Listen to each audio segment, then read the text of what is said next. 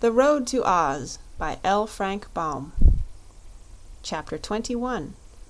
Dorothy Receives the Guests.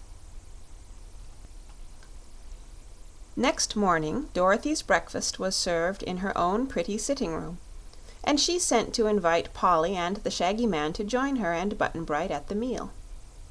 They came gladly, and Toto also had breakfast with them, so that the little party that had traveled together to Oz was once more reunited. No sooner had they finished eating than they heard the distant blast of many trumpets and the sound of a brass band playing martial music, so they all went out upon the balcony. This was at the front of the palace and overlooked the streets of the city, being higher than the wall that shut in the palace grounds. They saw approaching down the street a band of musicians, playing as hard and loud as they could, while the people of the Emerald City crowded the sidewalks and cheered so lustily that they almost drowned the noise of the drums and horns. Dorothy looked to see what they were cheering at, and discovered that behind the band was the famous Scarecrow, riding proudly upon the back of a wooden sawhorse, which pranced along the street almost as gracefully as if it had been made of flesh.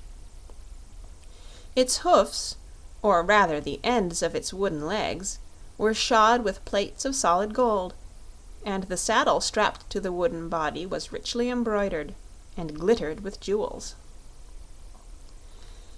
As he reached the palace, the Scarecrow looked up and saw Dorothy, and at once waved his peaked hat at her in greeting. He rode up to the front door and dismounted, and the band stopped playing and went away, and the crowds of people returned to their dwellings. By the time Dorothy and her friends had re-entered her room, the Scarecrow was there, and he gave the girl a hearty embrace and shook hands of the others with his own squashy hands, which were white gloves filled with straw. The Shaggy Man, Button-Bright, and Polychrome stared hard at this celebrated person, who was acknowledged to be the most popular and most beloved man in all the land of Oz. "Why, your face has been newly painted!" exclaimed Dorothy, when the first greetings were over. "I had it touched up a bit by the Munchkin farmer who first made me," answered the Scarecrow pleasantly. "My complexion had become a bit gray and faded, you know, and the paint had peeled off one end of my mouth, so I couldn't talk quite straight. Now I feel like myself again, and I may say without immodesty that my body is stuffed with the loveliest oat straw in all Oz." He pushed against his chest. "Hear me crunkle?" he asked. "Yes," said Dorothy. "You sound fine." Button-Bright was wonderfully attracted by the straw man, and so was Polly. The Shaggy Man treated him with great respect, because he was so queerly made.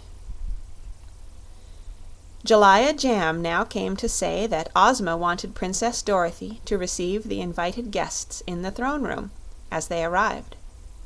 The ruler was herself busy ordering the preparations for the morrow's festivities, so she wished her friend to act in her place. Dorothy willingly agreed, being the only other princess in the Emerald City, so she went to the great throne room and sat in Ozma's seat, placing Polly on one side of her and Button-Bright on the other. The Scarecrow stood at the left of the throne and the Tin Woodman at the right, while the Wonderful Wizard and the Shaggy Man stood behind. The Cowardly Lion and the Hungry Tiger came in, with bright new bows of ribbon on their collars and tails.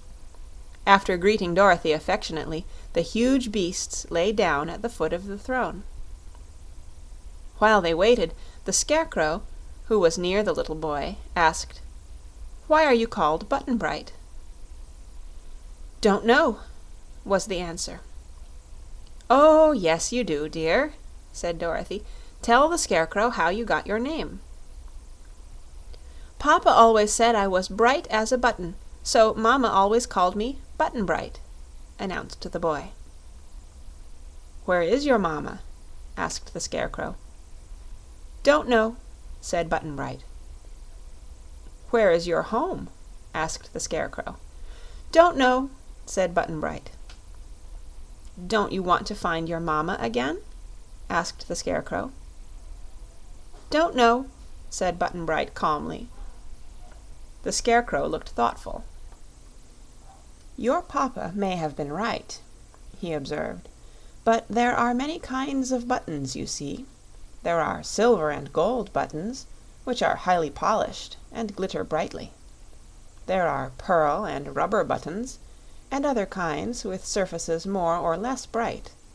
But there is still another sort of button which is covered with dull cloth, and that must be the sort your papa meant when he said you were bright as a button.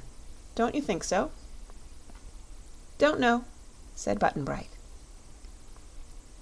Jack Pumpkinhead arrived, wearing a pair of new white kid gloves, and he brought a birthday present for Ozma consisting of a necklace of pumpkin seeds. In each seed was set a sparkling carolite, which is considered the rarest and most beautiful gem that exists. The necklace was in a plush case, and Jellia Jamb put it on a table with Princess Ozma's other presents.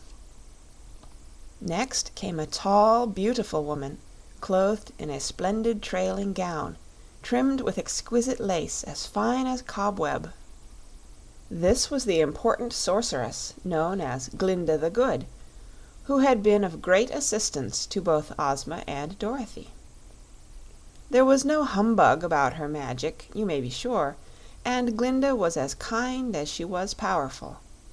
She greeted Dorothy most lovingly, and kissed Button-Bright and Polly, and smiled upon the Shaggy Man, after which Jellia Jamb led the sorceress to one of the most magnificent rooms of the royal palace, and appointed 50 servants to wait upon her. The next arrival was Mr. H.M. Wogglebug, T.E., the H.M. meaning highly magnified, and the T.E. meaning thoroughly educated. The Wogglebug was head professor at the Royal College of Oz, and he had composed a fine ode in honor of Ozma's birthday.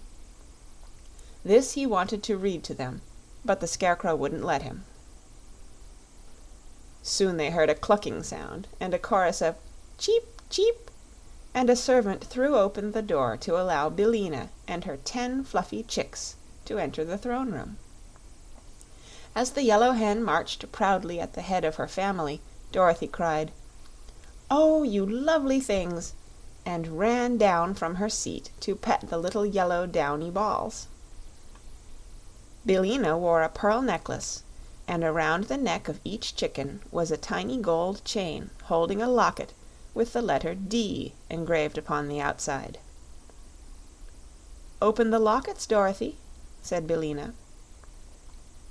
The girl obeyed, and found a picture of herself in each locket. "They were named after you, my dear," continued the Yellow Hen, "so I wanted all my chickens to wear your picture. Cluck, cluck! Come here, Dorothy, this minute!" she cried, for the chickens were scattered and wandering all around the big room. They obeyed the call at once, and came running as fast as they could, fluttering their fluffy wings in a laughable way.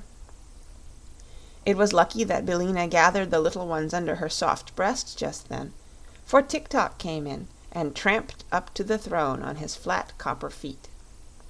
"I am all wound up and working finely," said the Clockwork Man to Dorothy. "I can hear him tick," declared Button-Bright. "You are quite the polished gentleman," said the Tin Woodman. "Stand up here beside the Shaggy Man, Tik-Tok, and help receive the company."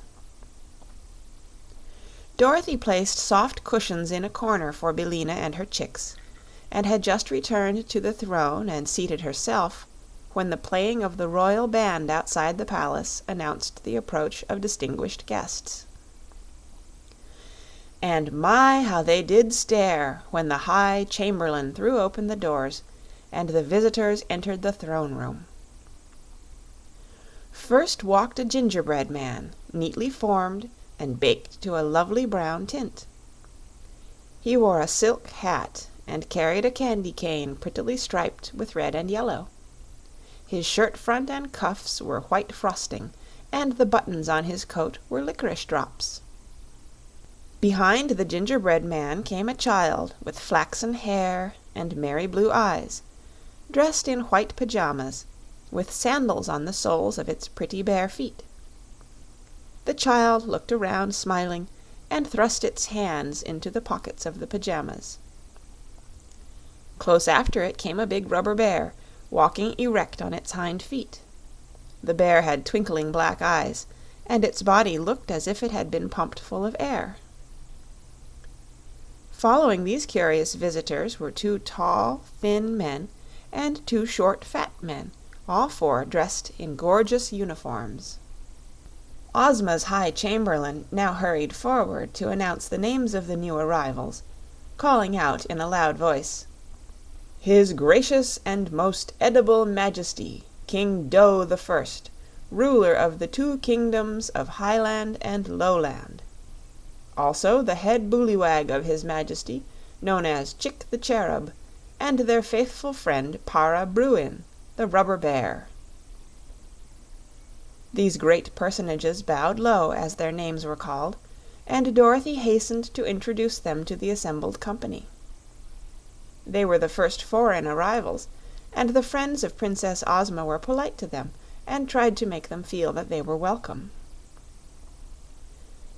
Chick the Cherub shook hands with every one, including Billina, and was so joyous and frank and full of good spirits that John Dough's head bullywag at once became a prime favorite. "Is it a boy or a girl?" whispered Dorothy. "Don't know," said Button-Bright. "Goodness me, what a queer lot of people you are!" exclaimed the Rubber Bear, looking at the assembled company.